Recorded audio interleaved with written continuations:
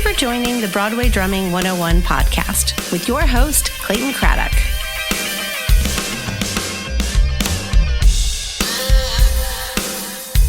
Welcome to Broadway Drumming 101. Last night I was going over some stuff that I did in the past and listening to the recording of the cast album of Memphis the Musical. I bring up Kevin in this conversation because he was the one that went out on a national tour of Memphis many, many years ago. And we connected in 2016, you said, right? I think that's how we first met. I believe so, yeah. Yes, and he is the touring drummer right now for Mamma Mia. You have started the touring thing, and you've been doing that for many, many years. How did you get into touring for Broadway shows, and what was your first one that you did? So I got into touring from living in Florida. I would sit in the pits all the time in Tampa, which is where I went to college. I would try to network and meet the guys that are coming through the shows because I just thought it was the coolest thing. I didn't even know how to get on tours. It didn't even super interest me at that point in time because I was working and going to school. But I saw an article on Playbill because I was following Playbill and Broadway and all this stuff in college. Once I got this article that was looking for a touring drummer, percussionist for a national tour, I submitted. And I was in my senior year of college, in my very last semester of college. To get myself through college, I was working at a grocery store called Publix down in Florida. I was a cashier. I mean, I'll never forget this. This is how I got my first tour. I was on a lunch break and I was in my car eating a sandwich. I finally got service on my phone and I had a missed call from the contractor for this touring company. He was offering me a tour. The tour was South Pacific. This was in either 2010 or 2011. I think it was 2011. I was freaking out. I was just like, oh my God, like this is so cool. What do I do? Because I'm in my last semester of my senior year of college. So I reached out to, of course, my family. They've always been really supportive of me. All of my professors at the college. And I was just like, what do I do? Like, do I finish my degree or do I go out on tour? And it was a resounding take the gig. This is why you're in school. Take the gig. Everybody said it. So that's the story of how I got my first tour. So you're from Titusville, Florida, which is near Orlando? Yeah, that's our nearest big city. Titusville's right on the coast, right near the Kennedy Space Center. What's your first musical memory? Oh, wow. My first musical memory. Not musical meaning South Pacific. Sure. Like the first thing that made you say, wow, that's interesting. What's that? Or, this drum is like, what am I hearing? Or what do you remember vividly that made you spark your interest in music? I have two recurring memories, actually, that do play out in my head. Number one is I got to see the Chick Corea Electric Band when I was like 11 years old. My dad's a drummer as well, not by profession. And he took me to go see them at the House of Blues in Orlando. And we got to go backstage and I got to meet all of them.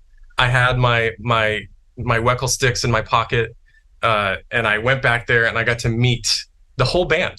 It was absolutely mind-blowing to me, and that memory sticks out very vividly. And then another one was Beethoven, oddly enough. I remember having a CD of Beethoven's greatest hits. I think it belonged to my mom. And I would just sit there and play it all the time and listen to it. And those are two memories that really do stick out to me. Beethoven's greatest hits. It's like he's like a pop star. That's interesting. Right. I guess once you hit public domain, it's anything goes. Oh, wow. Your father was a drummer. And my mom played trumpet. So I had a decision. Did your father discourage you from a career in music? Or you said that they were supportive, which is very unique. I learned that later in life. I was so fortunate to have parents that just fully supported me in the arts. And No, they never discouraged me. It wasn't until later in life, and then they're kind of like, well, it's pretty volatile. You sure you want to? And I was like, no, I'm sure. This is exactly what I want to do. You started out playing drums because of your father, or was it something else that made you say, you know what, I want to play this thing? Yeah, it was because of my father. I think he got a drum set when I was like 9 or 10, I would say. So we had a drum set in the house, Yamaha Stage Custom, and I fell in love. When we got the drums, they were all tuned up, ready to go. And this sticks out to me.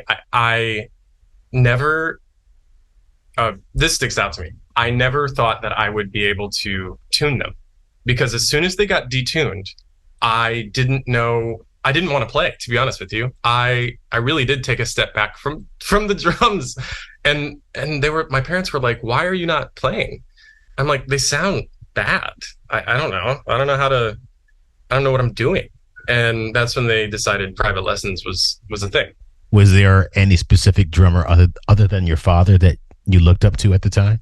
Yeah, my number one influence and my earliest recollection of a drummer and percussionist was Neil Peart. And was it 2112? Was it Moving Pictures? Moving Pictures for sure. And I would say YYZ. I learned it as fast as I could and practiced it constantly. That whole album, really. I mean, from Tom Sawyer on down, it was just the album of choice. Were you into like metal back in the day? Were you into hard rock, jazz, fusion? Yes, all of it. So I mean, my dad, I think, influenced a lot of my musical choices, mainly classic rock, hair metal. I would just put on the classic rock radio station in my hometown and just play along to it. That's what I would do. The first song I ever learned to play on the drums was Wheel in the Sky by Journey. Now we're talking. That was with Ainsley Dunbar, I think. Ainsley. Yeah, exactly. What got you into playing musicals? This is a very unique story, too, that I learned later that it was unique.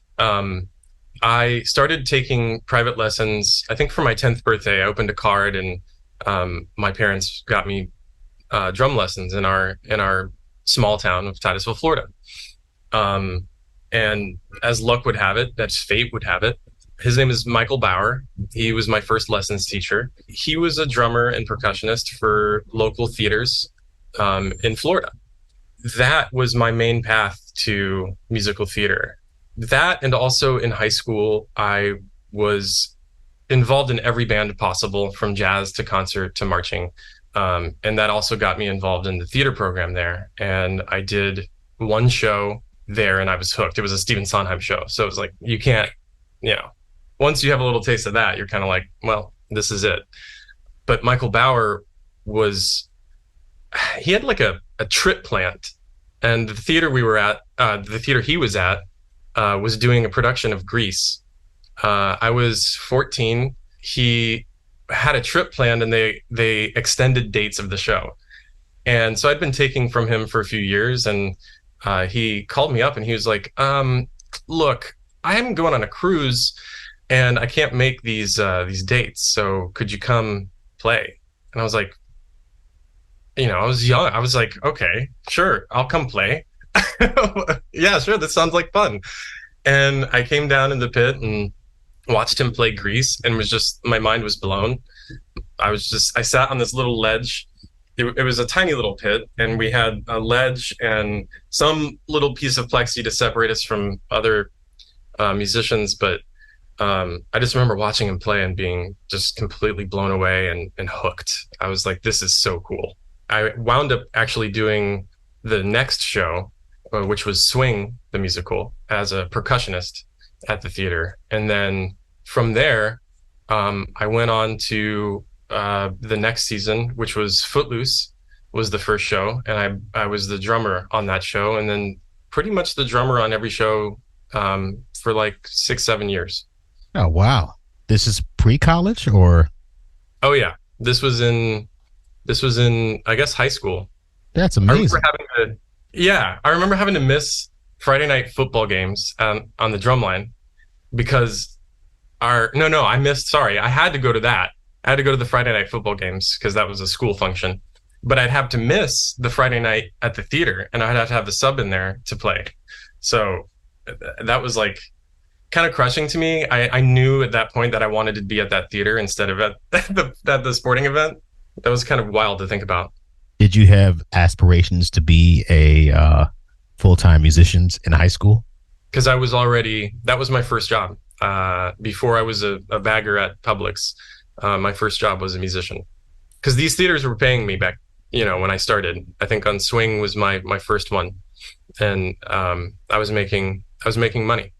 Then you decided to go to college to study music. And what'd you study? First, I studied classical percussion, and I realized, oh shit, no. What turned you off by it?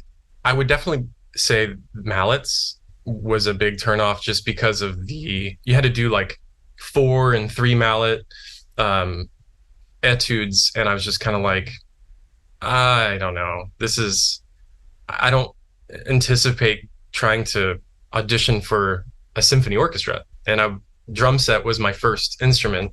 And then doing crossover books in theater, at the theater I grew up performing at, it was most of the time there was a percussionist, but when there wasn't, or we would do cabarets or something, I would always have all these different instruments that I was playing, and never once was it like 4 mallet that intensive for me, at least for crossover book stuff.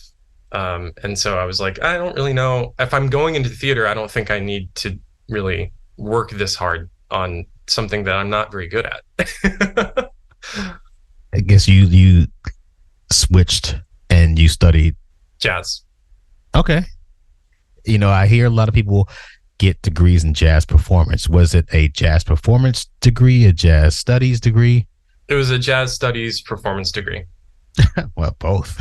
I just went with the only thing I knew, really. I didn't really go audition for a bunch of college. I went in-state. I got in-state tuition and scholarship and stuff. So it was nice to just be at a college, to be honest. I was happy just to be there. And you were there 3 years and almost the last semester. Then you got pulled to go on tour.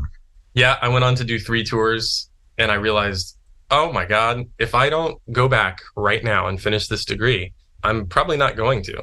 And I got an offer for another tour, and I turned it down, and I went back to school, and I finished, got the piece of paper. Looking back, would you do it again, or would you do something differently as far as going to college to study jazz performance? I don't know that I would major in music, or if I did, it would be more business centric / I would stay within music, but maybe not music performance. There are so many other avenues to go down in a music program. Music production, I think, would be a really smart one to have gone into, because learning how to do that stuff now is it's difficult, but it's also super welcoming. There's a whole community of people that are willing to help, and of course there's YouTube as well, but I would say music production would be a good one. Or just completely change it up and go into something completely different as far as a degree goes, So if somebody is listening to this and they're in high school and they want to play Broadway shows, would you say maybe not do the jazz performance thing, or go ahead and do the jazz performance thing and see where it goes? I would say studying privately is probably going to be the most advantageous thing for you. And finding somebody that does musical theater, even better. Because musical theater isn't taught at a college, and that is something that is very niche. Say, for instance, you are a person that were to go and teach a young person at a college. It's like, all right, welcome to Kevin and Clayton's Musical Theater College. What would be the first thing that you would teach them? Oh, man. Probably the first thing would be business. Business meaning what? How to manage your money? About the Broadway business, about the music business, contracts? All the above. If you're a Broadway drummer, I think it would behoove you to follow Broadway grosses. I think that's a really smart thing to do. What will you learn by looking at Broadway grosses? Trends. So on tour, we get on my tours, on set tours that I've been on, we get a box office settlement. So we get to see numbers because we also get a share of the overage, a share of the profit. So we get to see those numbers. Tours completely different, obviously. It's shows are always going to make money. But Broadway, you can notice trends because there's Broadway minimums. There's so many different factors that go into producing a Broadway show. So keeping track of those numbers and all of the denominators that are underneath that is going to be really, really advantageous for you when it comes to knowing if a show is going to survive. And again, it's not a perfect recipe or a science or anything like that, but it's certainly helpful, I would say. Let me kind of go into a different lane and talk about Broadway tours. So tell me the difference, or tell our listeners the difference between a bus and truck tour and something like a First National tour, or a tour where there's a lot of sit downs in various cities. Yeah. So I would say a bus and truck tour, you're going to obviously be moving around the country a lot more. And I happen to find that enjoyable. I did find that enjoyable in my younger years of touring.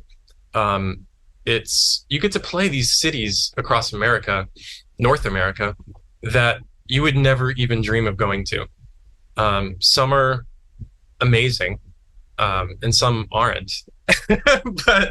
But the point is, you get to travel and you get to see these places and perform for people and bring shows like Memphis, for instance, to an audience that would never even dream of seeing that show because they couldn't make it to New York, or before the Netflix special, like they were able. It brought a show to their city that and a story to their city that they need to hear.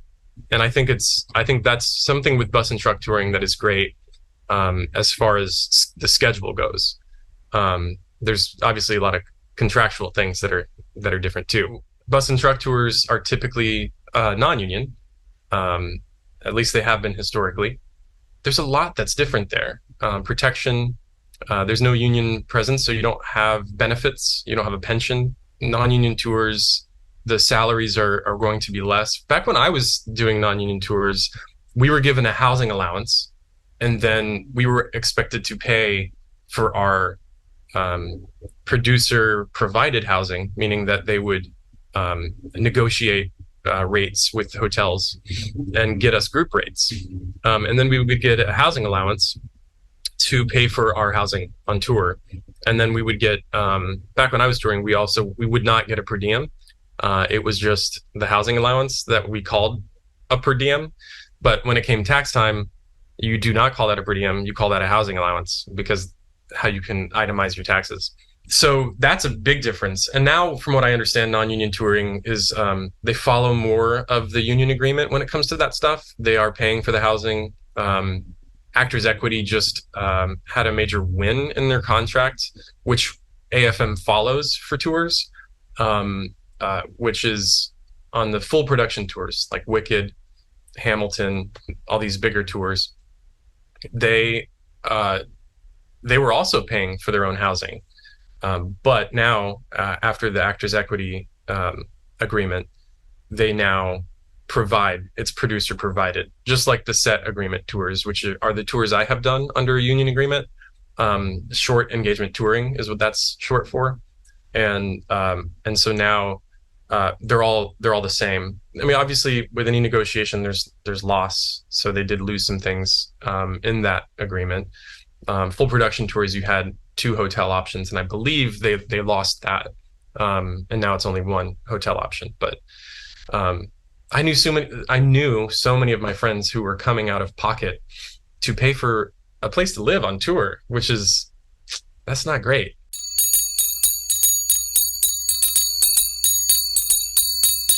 Let's go back to the non-union tours. From what I remember, again, this is 20 years ago, they provided the housing for us. Yeah, I had a roommate that I basically was with. Oh my God, I forgot about that. Yeah. My first tour, I quadded. That was by decision. We opted to be able to save money, because we were not making $750 a week. We were making less than that. We were like, well, what can we do to make this more profitable? So we quadded, in a one room and four walls for pretty much my whole first tour, sometimes tripled. I mean, it's a wild time on bus and truck tours. Like, I knew people that would quad, triple. Somebody would be sleeping on the chair in the room. You get on a tour bus at like 6 a.m. to be able to make it to the next city.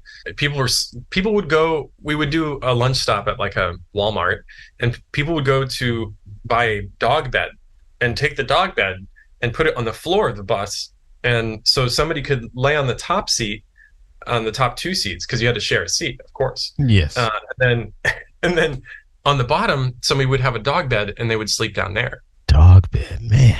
Yes. On union tours, you do not have a roommate. You could choose to have to, and save money and do that thing. But when you're doing a bus and truck tour, talk about the schedule of a typical week. Bus and truck tour. So I don't know I think I did maybe 7 one-nighters in a row, with no day off. I think was kind of a record that I had. And I remember this number 27 sticking out. I think it was like 27. Was it 27 performances in a row without a break? That sounds right. It's a grueling schedule depending on your producer and depending on the booking. There's no rhyme or reason for the booking, right? Like, you could be booked anywhere at any time and you're just on the bus or the plane and you're going. But a typical day would look like waking up around 6 or 7 a.m., driving on the tour bus to the next city, arriving hopefully on time so you get to check into the hotel rather than going straight to the venue, which happens. Things happen. I had a bus catch on fire on one tour. So we were in the desert in California somewhere, and we were on our way to, I think, Folsom, and our bus caught on fire. And it's like, you could choose to like be really upset and like, oh my God, my whole day's ruined. I have to perform tonight. It's like, yeah, it does suck. Like, you're stranded on the side of the desert with no food or water, but you're going to be able to still get to go to the show and perform and do something that you want to do. So for that one in particular, we had a meal catered for us. We arrived, I think they held the show, and we arrived, I think, an hour late, didn't get to go to the hotel, and they had a meal for us ready to go, and then we played the show and then packed up and went on to the next city. So more often than not, you go back to the hotel and sleep. Because then you get up early and you travel. The crew, they do the loadout, and then they have a sleeper bus, and they'll travel on the sleeper bus and sleep overnight, hopefully sleep maybe a few hours, and get to the next city and then do a load in like 8 a.m. So but a typical day, you would definitely go to the hotel for maybe an hour or two, settle in a little bit, take a nap on an actual bed, not a dog bed, and then get on the bus, go do sound check, do the show. Similar to you, they would the crew would set up my drums, and then I would tear them down. So you get to the city and perhaps a local set it up that day, and it's a complete mess. So you have to take the plexi off, take the mics off, rearrange that stuff, and there's no time to really team audio is over doing everything they need to do to make the show run. So you might have 30 minutes to make sure that everything's there. Forget about tuning. That's not going to really happen. And you do the sound check and maybe grab a bite to eat and do the show. Now let's talk about union tours. Yeah, there's two. I mean, it gets a little confusing because we use actors' equity terminology interchangeably because we follow a lot of their language. But full production equates to pamphlet B or full pamphlet B. Our agreement under AFM is called pamphlet B. And then underneath that, within the agreement, is the set short engagement touring agreement. And there are two different contracts. It's almost like a rider, I guess, because some of the things from the full pamphlet B apply to the set tours too. And the full pamphlet B is the higher paying touring agreement, correct? Generally? Yes. On paper, yes. That agreement weekly salary, weekly minimums are higher than the set agreement. But on a set agreement, you are getting a share of the overage, which is negotiated by Actors Equity. So, and you do not get that on a full production tour. So tell me what an overage is. An overage is once all the overhead in each city has been paid for by the box office, there are monies that are left over, and that gets split amongst IATSE, ATPAM, AFM, and Actors Equity. It's a percentage. And that's after the producers take their share? Yes. That's interesting. And everybody gets an equal allotment of the overage, of the profits? Yeah, unless you negotiate something, but generally speaking, a musician is definitely just, you're getting the contract agreement. So are the touring musicians getting that, or do the locals get that as well? No, the touring musicians get that. Okay.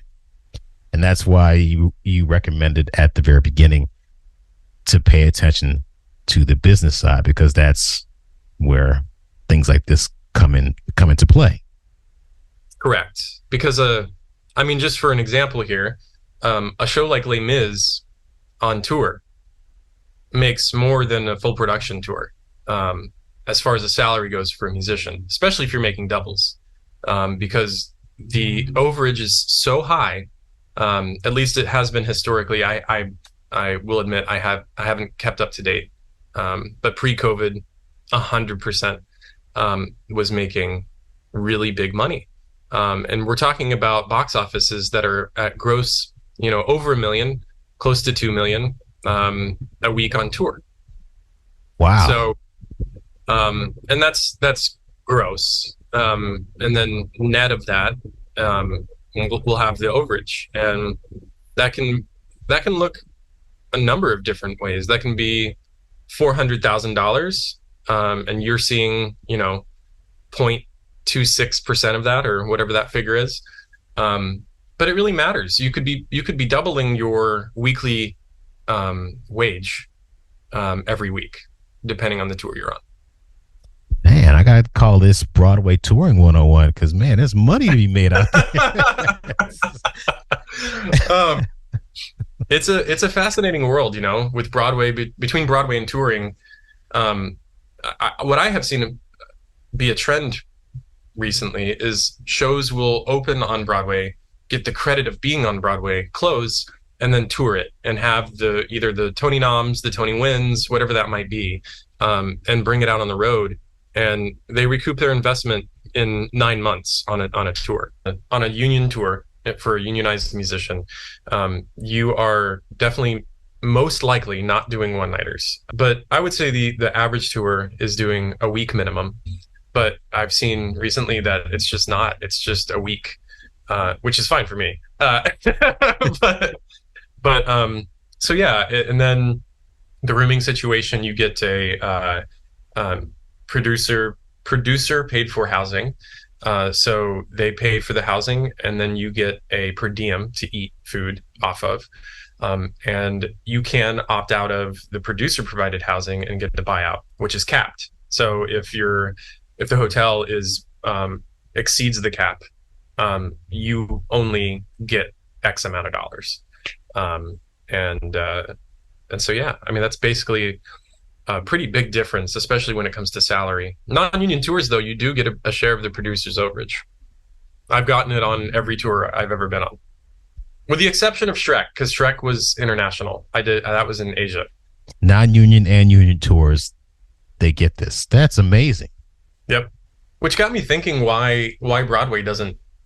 It would have to look different, because some shows just don't turn a profit. Obviously, most shows don't. It would be interesting on shows like Wicked and Lion King and Aladdin and Hadestown, all these successful shows that are still here. What that would look like, perhaps if your weekly salary was different, and then you had a share of the overage. it's interesting to talk that way as far as business is concerned. When you have a business and say, for instance, I'm running the business and I'm going to give you a percentage of the profits. And then I realize that, man, I got to pay for this person, got to pay for this person, and this person's doing these tests and stuff. And man, I got all these expenses. And and I don't seem to be making a profit. I'm sorry, Kevin, but this week this is just another week we don't have another profit. Now, I don't know what it was like on your tours where you could look at the expenses. Like, how do you know if the expenses are really what the expenses are supposed to be? And how do you know that they're not inflating their costs? The settlement form that we're given as musicians, and then those also get sent to leadership at the union, shows a breakdown. So there are certain things, certain numbers that we are able to see, like what's called the NAGBOR, the net adjust gross box office receipts. So you'll see that number, but perhaps you won't see everything broken out, like labor and all these expenses like you're talking about. It's interesting because you might not see those things, and those might just be a number in a cell on a spreadsheet. But yeah, I guess that brings up an interesting point of, could that be made up and be like, oh, well, no, sorry, this week we didn't get an overage, so you don't get your bonus, because it isn't a guarantee. And I know plenty of musicians that would argue that I would rather have a higher weekly salary and not take that gamble on an overage. And that's completely valid. I totally agree, actually. That's why it's important to know a show's history and the business of a show. Like, has your show been successful on Broadway? Did it actually turn a profit? Was it one of those rare occurrences that it did that? Because chances are it could potentially still do that on tour. But what's the subject matter of the show? Is it going to play to middle America? Is it on, this is a big one. Is it on subscription? Specifically, when Hamilton was in its heyday, is it on the Hamilton subscription? Because what theaters across the United States started doing was, if you wanted to see Hamilton, you had to be a season subscriber. So if you were on Hamilton subscription at these theaters, your show was going to make money, regardless of if you sold tickets outside of the subscription, because people got in line to go see Hamilton. So they bought season passes. They may not have come to, a few of the shows in the season, but they didn't care. They would pay that money just to come see Hamilton.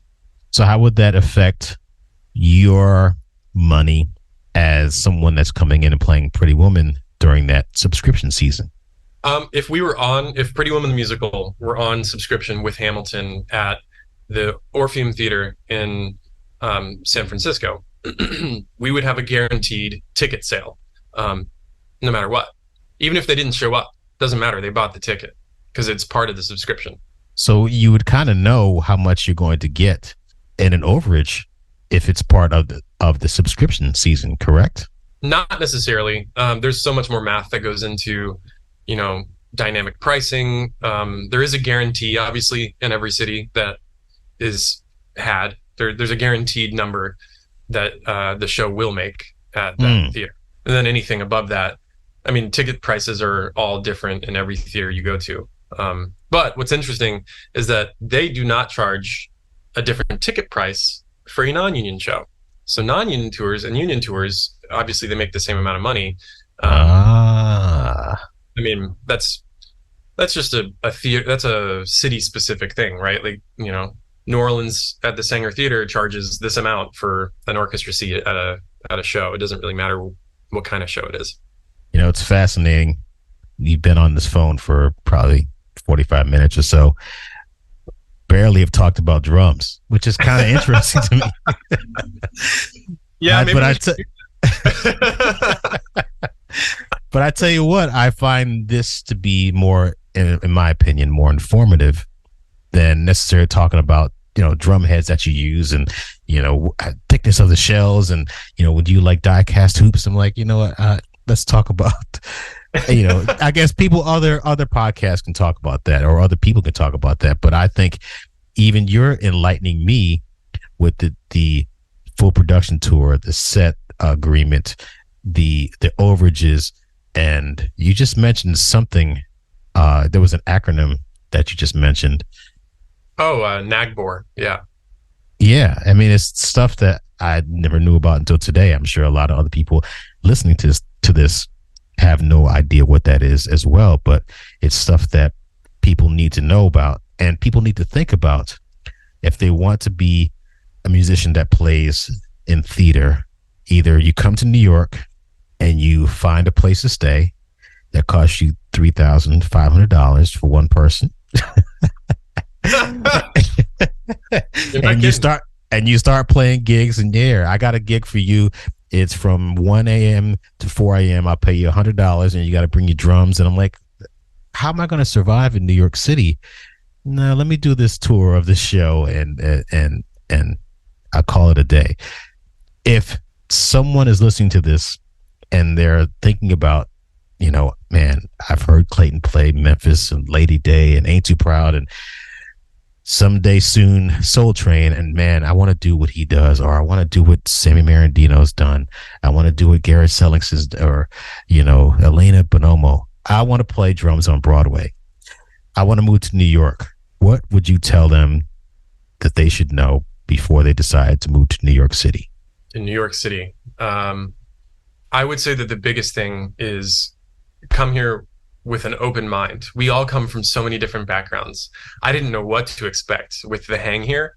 I didn't know if it was like super competitive and everybody was hush hush and nobody talked to anybody, or if it was going to be familial and open and amazing, which is what it is. I went in with an open mind. I went in with a savings that I thought was going to be enough. So I guess my biggest piece of advice would be have a good amount of money saved. Give me a dollar amount that you think somebody might want to have. A dollar amount. That's hard. I mean, depends if you're living on your own or you're living with roommates. Or you're sleeping on a dog bed. Full circle. Sleeping on a dog bed, man. Yeah. Those were some times. That's gonna be the title of your first album. That's a great album name, actually. Yeah, that's what I'm saying. Oh, that's good. Thank you. I'm gonna write that down. Yeah, I don't know. I would say at least 20,000. Have it in the bank, ready to go. Wow. Yeah, I agree. Yeah, you think that's a good number? And no debt. And no debt. That's the other thing. Yeah, no debt. What else should somebody know about moving to New York and living in a city like this? There are so many gigs here and so much culture here that you can only do here. Make sure if you only give yourself 5 years here or whatever that number might be, do it all and experience it all, because it is a magical city too. I mean, I'll shit on it all day, but at the end of the day, there are things here that you couldn't do or see anywhere else in the world. So, and that's, I think, why you should come in with some money saved, because you don't want to miss out on some of these things. Like if your friend is playing somewhere and it has a 2-drink minimum and they're playing with a lineup that you really want to see, and you can't because you got to feed yourself, that's not a great feeling. But if you come here with some money saved and you're able to do these things, I think that's what makes this city awesome. How did you go about meeting people in New York City? Oh man, I think I started with the connections I already had, and I went from there. The styles are so different now. I was kind of at that age where social media was, I remember a time that I didn't have social media, so it was kind of looked down upon to cold call, and like reach out to people on social media. Just that was the kind of the culture. I don't know. It wasn't really, unless you knew them, it was kind of like a weird thing to do, which is totally different now. And I mean, that changed within like a 10-year time frame. It was just kind of like it just kind of morphed into this thing of like, no, this is how we network. That's the new business card, is your, Instagram or whatever. And I think it's great. But when I first started, I relied heavily on my friends and the people I already knew to either make an introduction or somehow have a connection other than a cold call. Not to say that I didn't cold call, because I did, but it was kind of just at the beginning of, I think, that time and era of doing that. And it was a hard adjustment, I think, to just pull the trigger and be like, all right, call up Clayton because you love his playing and you really want to see him. Who knows how long the show's going to be here? Just do it, So what did you say when you cold called people? I would first have a reason, either historically, like, I mean, we were talking about like musical influences.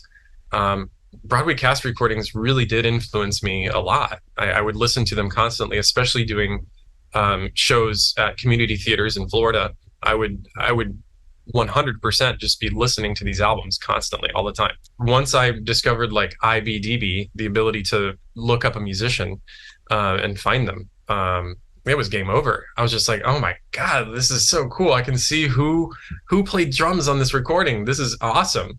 So I would try to reference that because it was such an integral part of my upbringing and as a musician. So I would try to draw a through line. Like you mentioned, Footloose. The first time I ever got to meet Clint, I mentioned that to him. That being my first show I ever played on drum set was Footloose, and how I just loved his playing on that show. Yeah, it's a very good way to think about it. If you're going to reach out to somebody, have a reason to do so and have something that you can connect with them about.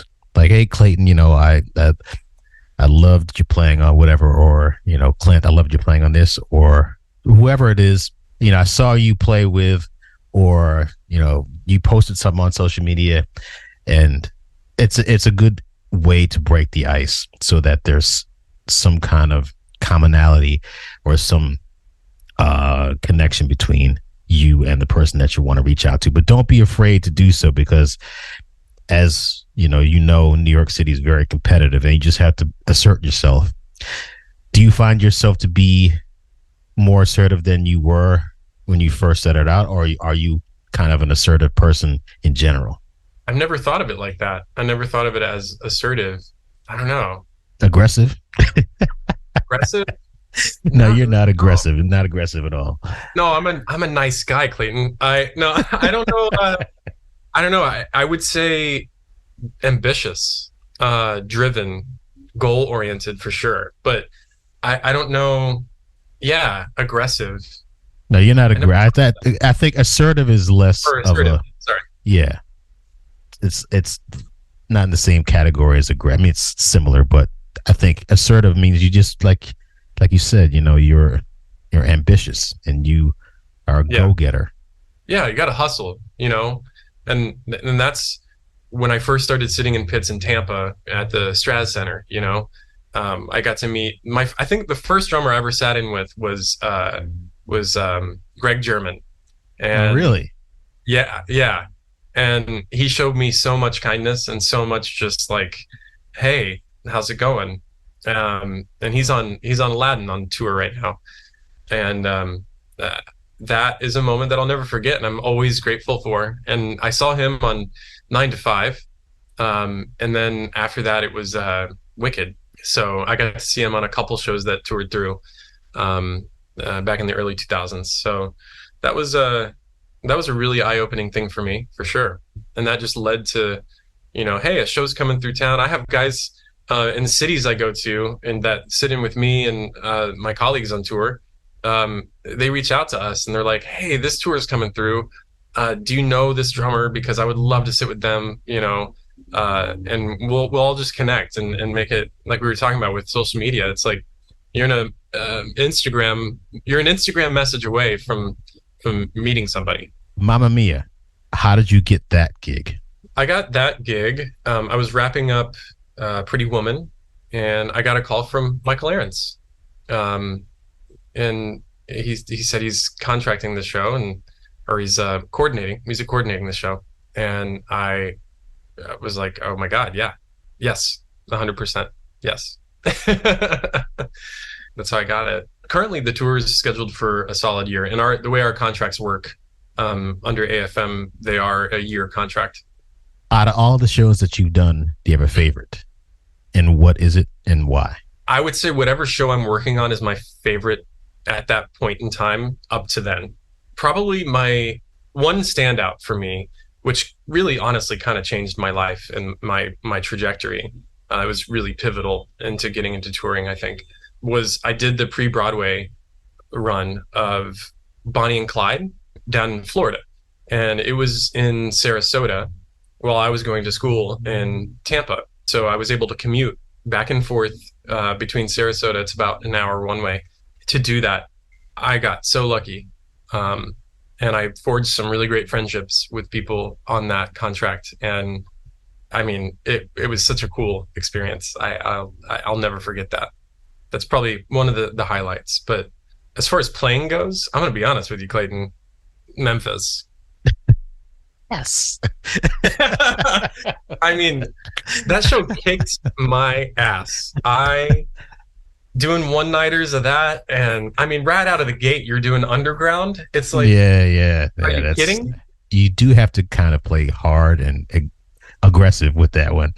I remember when we were coming up with the songs, and David Bryan, coming from Bon Jovi, and he would say, play it like Tico, bing, ga, boom, boom, ba, play it on the bill and, dig in. I'm like, man, part of it was like good because I want to play something that's heavy because I grew up listening to rock music.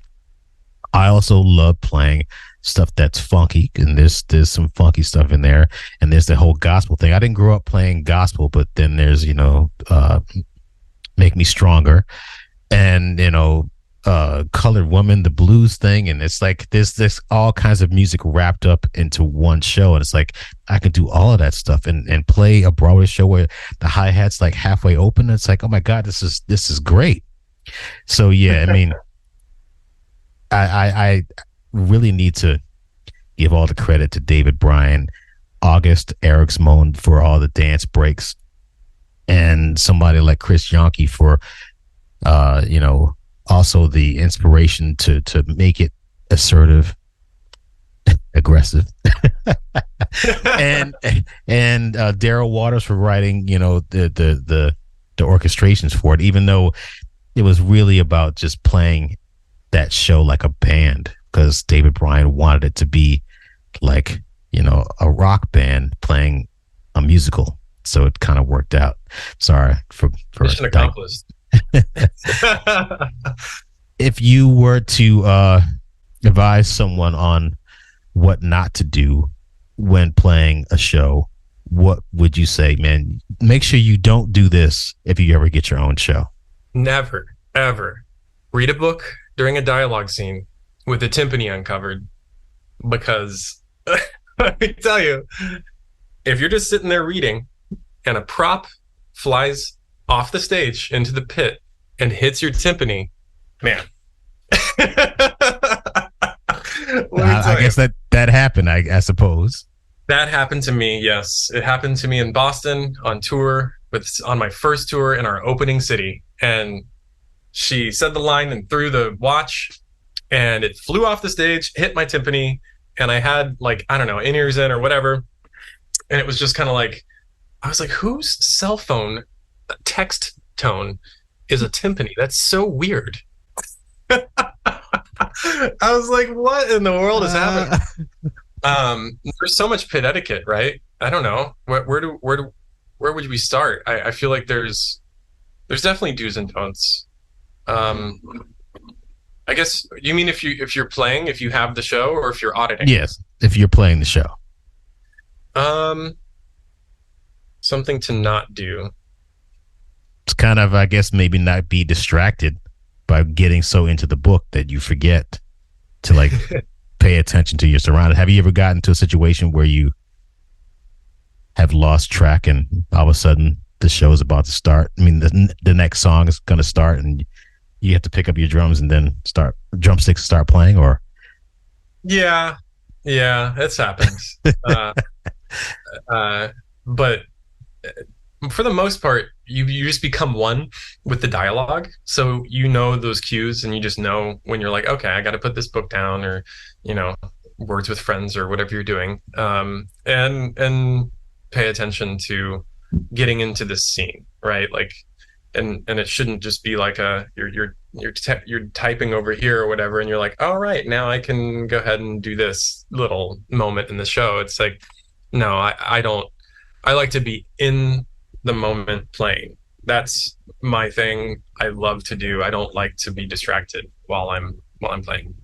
You're on tour for at least a year or sometimes more. How do you maintain, number one, your sanity, and number two, how do you not get bored by playing the same show the same way every 6 or 8 times a week for an entire year and nothing else? I think it's just that.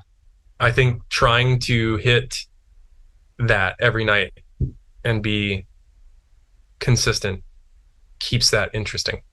If you're trying to do the same show every night, that's the part that makes it so interesting, because it's hard.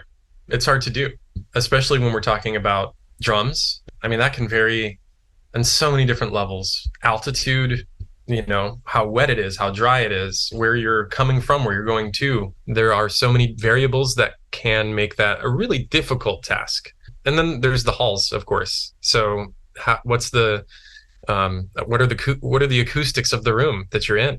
That's going to change the mix in your ears. It's going to change how you play. It's going to change how you feel.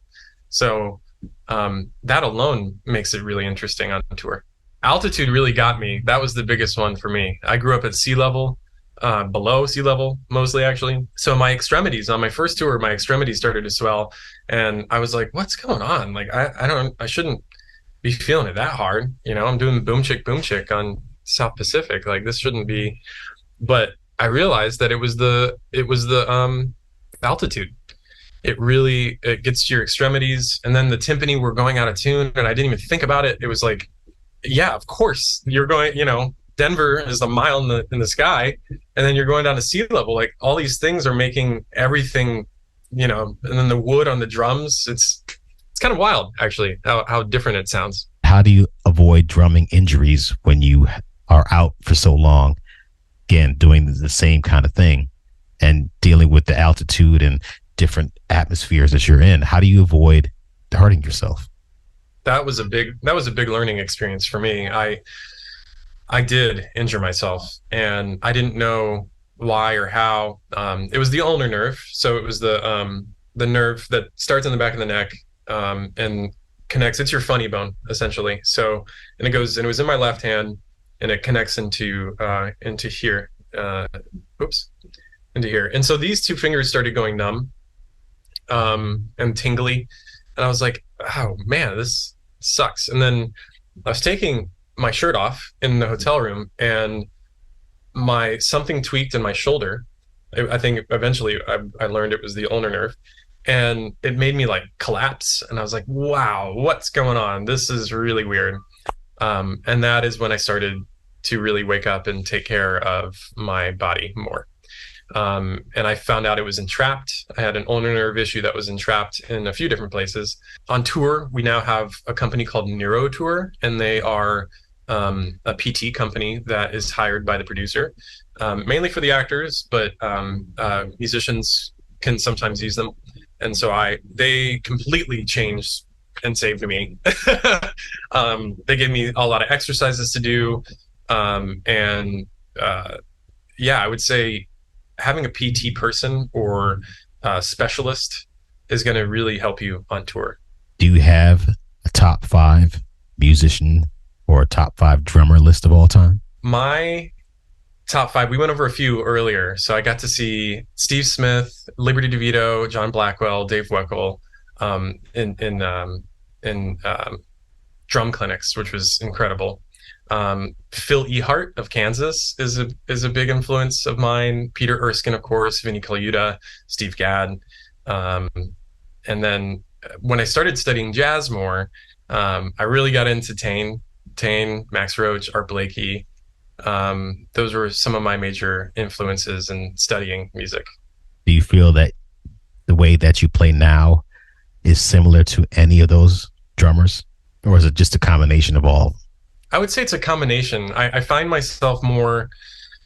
I think Neil, just because I've watched him way more than any other drummer, so I feel like I fell into his same bad habits. I would say that's the one that I don't really sound like him, but I think technique wise is something that I followed a lot of. And then I'm working on some of those things to reverse actually, and focus on something that's more fluid and open and not as, I don't know. He's a very technical player, so he had some techniques that he was working on later in life too. In bringing this back to tour a little bit, we get to play on non-union tours, and maybe some union, but you're asked to play arenas sometimes. What? I played many of arenas across North America, including Canada, and it was kind of cool. Like when we do arenas in Canada, I would always look up when Rush played there and be like, "Oh, that's cool. They play here," you know. But that's something really cool about tour is you get to play these huge arenas. They partition off the arena, and they build a stage with truss and everything, and you get to hit that snare drum, and like you say, you hear it just reverberate through the entire hall, and it's just like, man, that's so cool. So wait, how and why do you get to play arenas doing shows? Well, a lot of the markets that shows can go to don't have a theater space, so they are still able to do a theater production by just converting either a hockey arena or a multi-use arena into a theater, and you're able to put on a show. Did you like the sound that you got when you were playing at these places? No, because we weren't really outfitted for that. Like it was just really kind of, you're there for one night, and then you're playing a movie theater that's been converted into a Broadway house or a Broadway touring house the next night. So it's like we didn't have the gear necessary to make that sound really good. Okay, I gotcha. I mean, we did Memphis actually in some arenas, which was a lot of fun. We'd have to cut a lot of the show though, because you can't fly in and out these things because it's just a truss. So the load that is able to be on there is not enough. So it would be a cut show. Audiences wouldn't know that. Thing to take away, I think you asking like people looking to get into musical theater, it's like it can happen so many different ways. People come from a recording industry to here to whatever. You live here and you're working here. I loved musical theater. That's how I got into musical theater. Is I loved musical theater, and I still do.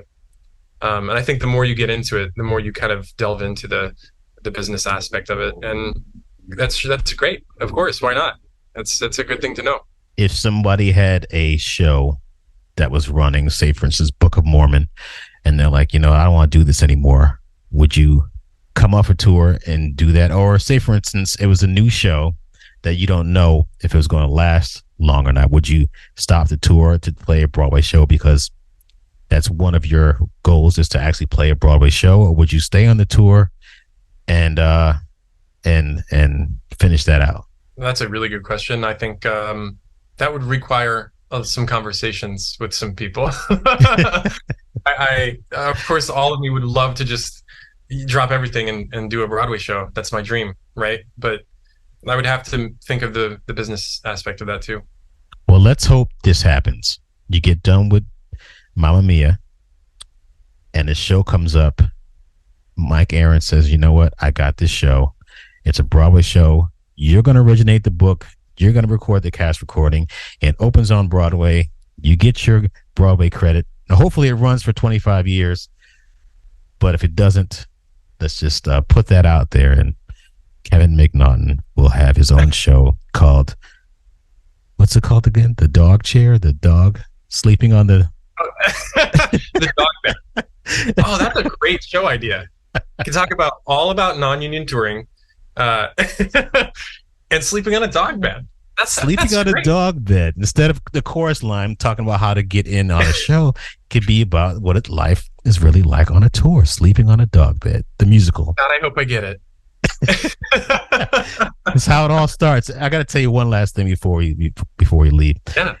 For years, I would come up with ideas about musicals, and I'd be like, let's have a show called, Are You Really Sure? And talk about the Shure microphone, the Shure musical, and make up stupid things like that. Then I, talk about one of my favorite cult classics, The Warriors. And I love that movie because it was like, talked about, in New York City in the 70s, and it was kind of a corny movie and it's bad acting, but there's just something about that movie that I found and I still find interesting. I forced my kids to watch it, and I forced my girlfriend to watch it. Like, have a seat, watch this. And they're like, Dad, this sucks. And I was like, what's that? Lin beat you to it, right? I know. And Lin-Manuel Miranda has the rights to The Warriors, the musical. I'm like, God damn it. So look, I'm putting it out here now. I'm going to give you, actually, I'm not giving you anything. You're going to get the rights to Sleeping on a Dog Bed, the musical. 100%. No one else is going to be able to take this. It's going to be a smash hit. When do you get back from tour again? 2025? Maybe? Yeah, November of 2024. Yeah. All right. We're going to develop this musical, and it's going to be a smash. Let's get $20 million in the bank, and that's what I'm saying. Yeah. Instead of 20,000 in order to live here, we're going to get 20 million and make our musical. I mean, I think it would succeed. Dogbed the musical. I think people would come for the just general what is this about? This actually about a dog bed? No. Sorry, it's about sleeping on a coach bus. and on the bus, we can have the bus go by and just that'll be the recurring theme. I don't know, man. We gotta come up with some songs. It could be based on the music of Rush. See, I'm telling you, man, we're geniuses here. Oh man, that's great. I love that. And then we can have the Naked Starman come down on a scrim. Right on your bass drum. Oh yeah. Then it starts the show with YYZ. Could you imagine starting a show with an airport Morse code call sign? That'd be the greatest Broadway. Comes out dancing. Yeah, what 5, 6, 7, 8. I think anybody would be glad to produce that show. They'd be lucky. Man, some of the stuff that has come out, though, I mean, why not this? But again, man, maybe I should probably cut this off because this. I bet you somebody's going to come up with this idea. We're going to be like, we put it out there first. Actually, you know what? Maybe we should put this out here because I guess it's not like a copyright of a song where as soon as you put it into some kind of form, it's automatically copywritten, I guess. Putting out a podcast, does that mean it's intellectually connected through intellectual property? I don't think so. It doesn't. I actually learned this recently. Unfortunately. Yeah. You have to you still have to apply to have it copyrighted. But that'd be kind of a bold move to just steal someone's idea. I mean, I guess it happens all the time, so it doesn't matter. But yes, it does. Well, it's better not happen. Anyway, I'm sorry for going off at a tangent. It was great talking to you and great catching up with you. And I wish you well on this new tour. I wish you well, and I hope that you actually do really get your own show down the road. And Thanks, we'll be on the Broadway campus together. I would be honored.